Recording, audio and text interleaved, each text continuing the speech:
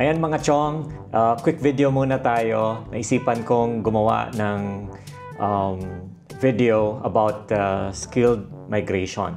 Okay? Marami kasi nagtanong sa atin sa comment section sa mga videos natin kung IT ka sa Philippines, paano ka makapunta ng Australia. Yun. So, quick disclaimer lang mga chong. So, hindi tayo expert. I'm not in any way an expert about skilled migration. This is just my personal opinion. Meron tayong somehow idea, pero hindi tayo expert, no? Ang best talagang makakapagbigay ng advice if you need advice on skilled migration is a migration agent. Sila po talaga yung person in authority or may rights na magbigay ng advice, especially in skilled migration. Okay? So marami pong mga registered migration agent, I think here in Australia and even sa Philippines, and sila po yung best na makapagbigay ng advice. So again, disclaimer, these are just my personal opinion and I'm not in any way an expert. Okay. So, may mga nagtanong kasi sa atin sa comment section kung na-IT daw sila, paano daw sila makapunta dito sa Australia. So, ang naisip ko dyan is skilled migration. So, basically, ang skilled migration is you will be assessed about your education background, your work experiences, etc., etc. And point system siya. Okay? So in general, ang minimum required points for skilled migration sa Australia is 65 points para at least that's a minimum requirement, no? Point system siya. So, i-discuss natin later kung ano yung, in general lang, no? Yung konting nalalaman ko lang about kung ano yung mga sample points for certain areas. Pero ang minimum na kailangan yung ma-achieve is at least 65 points. So, minimum yan, but since you will be compared with the rest of the applicants, so, ang general na goal nyo dapat a cut above the rest kayo. So, meaning kung ang minimum is 65, dapat you have to aim for at least 70, 75, or even higher. Basically, the higher the points you have, the more chances of getting approved. Okay. So, ang perspective ko guys is for an IT, but you'll get an info in general na more likely sa ibang field, more likely ganun din yung concept. Okay. So again, I've discussed about points system. To give you an idea, ito yung, you can Google this guys. You can Google Australia points calculator, migration points calculator. And itong sample ko na nasa screen is for subclass 189. Okay? So this is the link. Probably I'll put this on my notepad and then I'll share on the comments on the description window. Ito yung link, no, para pwede nyong i-check later. Okay. So, for example, for subclass 189, ito lang sample lang, no? So, basically, each item like your age, your English skills, proficiency in English, your experiences, may corresponding points yon until you achieve the minimum, which is yun nga, 65 points. So, ito, sample lang to guys, no? So, let's say, for example, you're at least 25. So, try nating i-fill out, no? So, let's say you are at least 25 but less than 33 years old, no? Sample lang. So, yun ang i-select natin. And then, how would you rate your English language ability? So, there's an option for competent, superior. So basically, this is yung English test. Okay, so if you have heard about IELTS or PTE, which is yung computer-based, IELTS is paper and pen. So kung ang score nyo is competent, which is 6, I think walang points yon, walang points. Kung 7 and above, kung 7 and 8 ata, proficient ang score. Kung if you get, I think 9, that would be equivalent to superior. So let's say, for example, nag-take kayo ng IELTS and 7 yung points nyo, so that will be proficient. Okay, yun ang equivalent rate nun or value or basta yung equivalent rating nun. Okay, so let's say for example, ito yung skilled employment experience. Okay, so basically for each industry, let's say IT kayo, you will be assessed, may assessing body for every industry. Kung IT, that will be ACS or Australian Computer Society. Okay? So, kung nurse kayo, may equivalent din na assessing body. Kung, let's say, accountant kayo, may ibang assessing body rin. But for IT, that will be ACS. Okay? So, let's say, for example, is ang assessment sa inyo is at least 5 years but less than 8. Okay? This is after mag-apply na kayo, no? So, separate yun, no? Yung IELTS, that will be a separate thing that you have to work with. Yung ACS skills assessment, that will be another thing that you have to apply. So, let's say, for example, tapos na kayo sa ACS or sa skills assessment and yung equivalent assessment sa inyo is at least 5 years but less than 8. So, yun ang iselect natin. Let's say, Australian skilled employment, let's say 0 or walang option kasi dito na 0 eh. So, at least less than 1 year. Yung education nyo, let's say you are a bachelor's degree from, let's say, outside.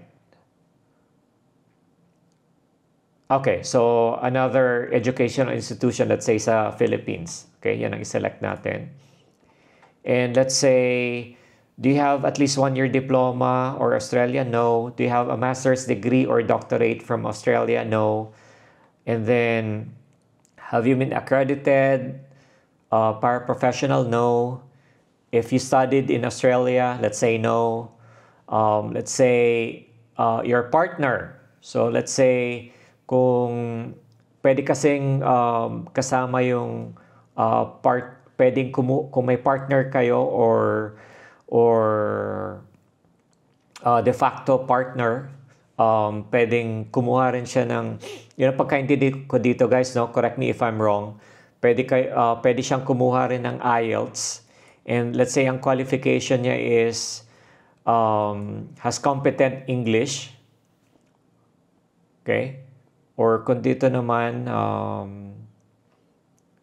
so let's say yan ang option. Did you complete a professional year in Australia? Let's say no.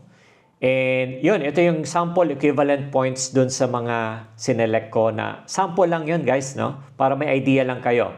Since 25 yung age na sinelect natin but less than 33, mataas yan. Basically, to give you an idea, kung 33 years and below kayo, you get, I think, the maximum points for age, which is 30. Mataas yan guys, no? So kung beyond 33 kayo, let's say 34 na, bababa yan, I think, by 10 points or 5 points. I'm not sure. So kung pinili natin is proficient sa English, that's 10. Work experience, kasi 5 years and at least 5 years yung equivalent, but less than 8, that's 10. Work, so 0, kasi work experience, qualifications, etc., etc. And yun, kung applicant din yung partner nyo, that you get 5. So yung points total nyo is 70. Dun sa mga sinelect natin above, reviewin nyo na lang ulit. So, yan yung mga samples na pwede nyong equivalent points na makuha kung meron kayong dito sa diniscuss natin, no? So, basically, you'll have more and in-depth information about the skilled migration if you Google itong subclass 189. I'll put the link on the description. Ito, 189 and or subclass 190. Yan, lalagay din natin sa description para pwede nyong i-check. So, I cannot spoon feed you guys kasi yun nga, I'm not an expert. But if you go to that link that I'll be providing dun sa description, and if you go to step by step, nandyan yung mga basic information na pwede nyong mapag-aralan to apply for either subclass 189 or 190 or the skilled migration.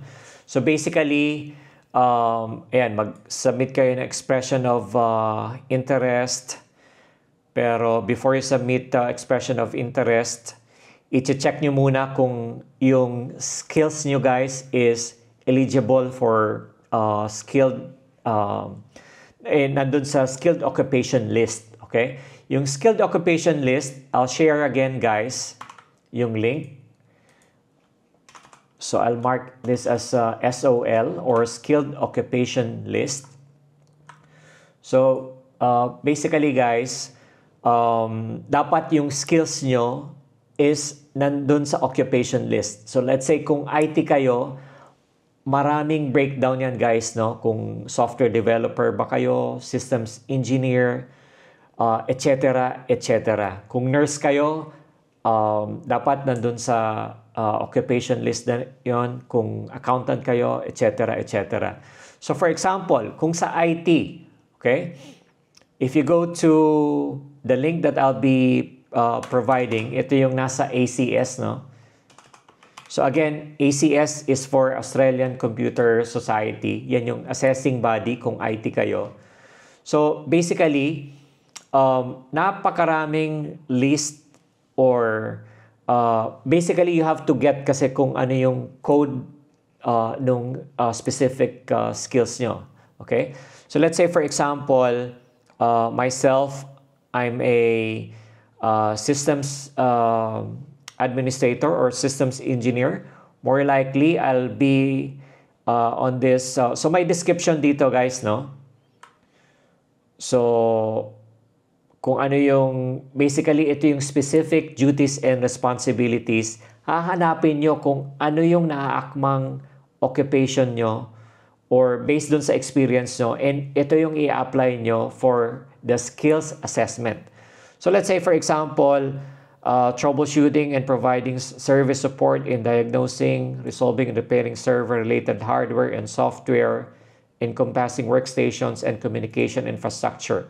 So let's say, yan yung ginagawa nyo or yan yung experience nyo. So magpapa-assess kayo for this code 262113. Okay? So yan yung i-apply nyo for skills assessment, and you'll provide them with the requirements. No? So basically, on a high level, papakita nyo yung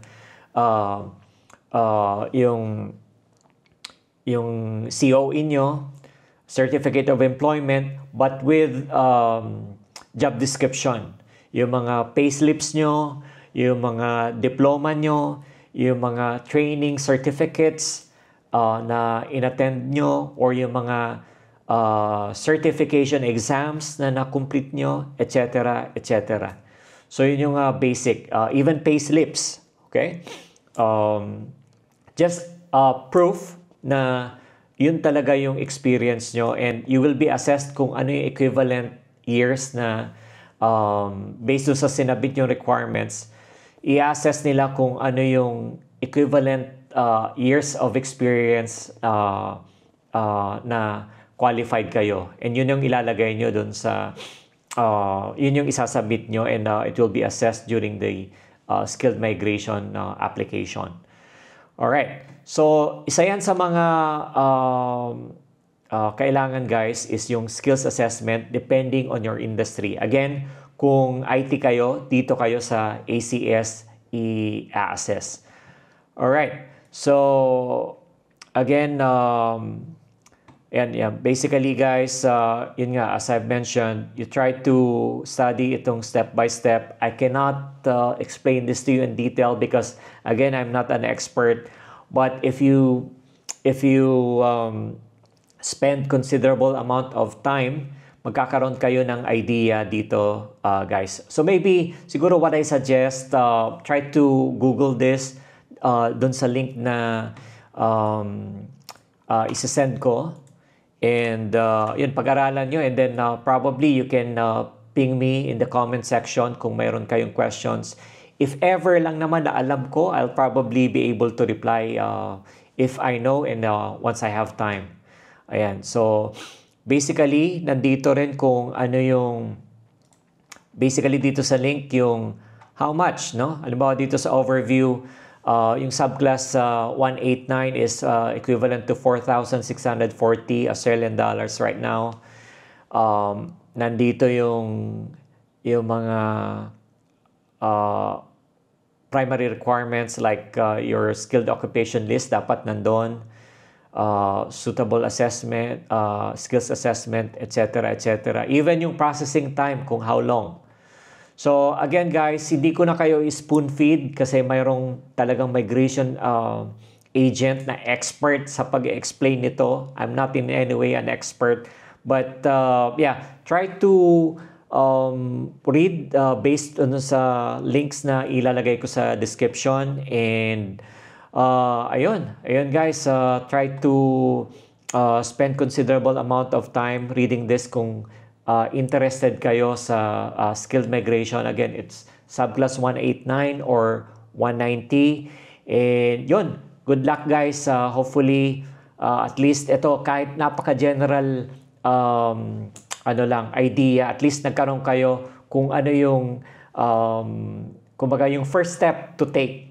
So, yun guys, yun naman ang importante. At least alam natin kung ano yung first step to take. So ito na yung step 1. Google nyo muna. Try to read through about yung step by step dito na nandito sa website. Ito yung mismo yung Australian immigration website. And if you read through this, at least meron kayong basic idea on how to begin with. So good luck guys. See you in the next one.